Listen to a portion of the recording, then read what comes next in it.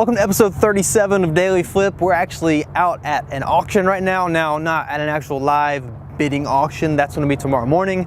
We're here ahead of time right now looking at vehicles before they run, and we're actually also shooting a few videos for the course that's going to be relaunching here in the near future. So there's going to be a module that's going to be more specific for folks looking to get their dealer's license. That's going to be included with the course this time, so I'm excited about that. So we're shooting some of those videos and wanted to just share with you what's going on. Maybe you've never seen the back lot of an auction before. We'll do a quick turnaround just to show you. Maybe we'll stick the camera up and see if we can show something. There's going to be roughly 450 cars running tomorrow.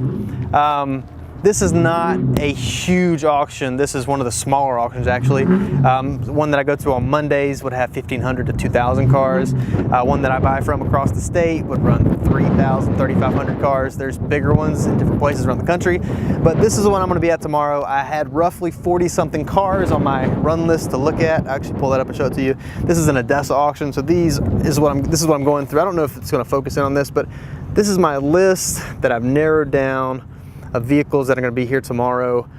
So from the 450, I narrowed it down to 40, and then from this 40, I've narrowed it down to what I'm actually interested in. So some of the videos we just shot for the course, we're in a car, and it would have looked fine running through the auction, but if you had actually got it and test drove it, you'd feel it about break your neck, get whiplash with the transmission shifting all over the place.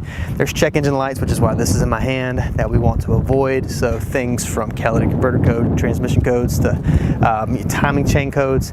This helps us to avoid that. So hopefully tomorrow, the plan is to buy something that doesn't have major issues, so we get it back and get it out for sale as soon as possible, because the sooner we can sell it, the faster we can make our money back, the more times we sell vehicles over and over. So if we have a vehicle for 60 days as opposed to for 25, we make more money if we're turning them over every 25 days.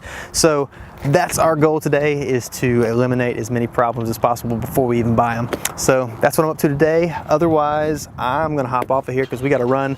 This actual lot closes in about 2 minutes. But if you guys have any questions about auctions, post them in the comments below. This is a dealer auction as opposed to a public auction. Anyone can get to a public auction. Prices are normally higher and the cars usually aren't as good a quality, at least the ones I've been to.